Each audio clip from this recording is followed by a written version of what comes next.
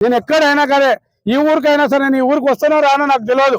కాకపోతే ఈ ఊరు గ్రామస్తులు శివాలయానికి ఏదో సాయం కావాలంటే కూడా ఆ రోజు చేసిన, పోచమ్మ గుడి కట్టినంటే సాయం చేసిన, అంతకుముందు కూడా ఏదో అడుగుతూ కూడా చేసిన, ఆ రోజు శివాజీ విగ్రహం కూడా ఇచ్చిన.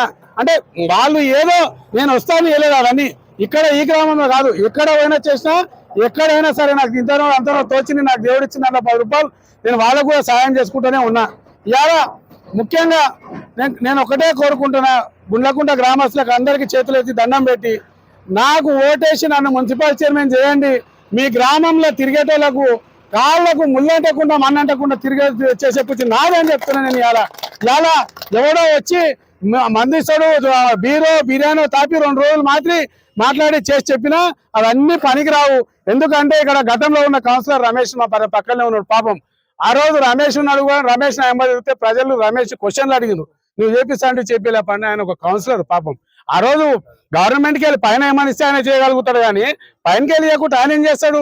ఇవాళ ఇచ్చేదైనా తెచ్చేదంతా నేనే కాబట్టి నా చేతిలో ఉంటుంది, నాకు అవకాశం ఇవ్వండి అని చెప్పి ప్రజలను కోరుకుంటున్నాయి. ఇక్కడ ప్రజలు నా వెంబడి ఉంటామని హామీ ఇచ్చిర్రు. ఇవాళ నిన్న రాత్రి నరేందర్ రెడ్డి వచ్చి ఏందో పొడిచిన అని మాట్లాడిండు.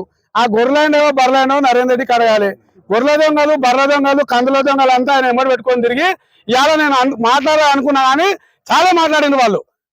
నేను ఒకటే చెప్తున్నా, వాళ్ళు ఏం మాట్లాడినా నా తానా ప్రతి ఒక్క క్వశ్చన్కు ఆన్సర్ ఉన్నది.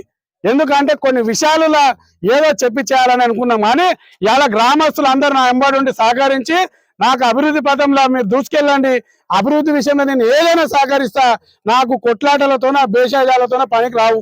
ఆయన ఏందో పొడిచినట్టు, ఆయన ఏందో చేసినట్టు దొరకు విలువ ఇస్తలేరు, అది ఇస్తలేరు అని చెప్తుండు. మరి 5 ఏళ్ళు వాళ్ళ పార్టీలో ఉన్న దొరకు ఏం బిక్కిచ్చిర్రని నేను అడుగుతున్నా. ఇలా కాంగ్రెస్ పార్టీలకు రాగానే ఇలా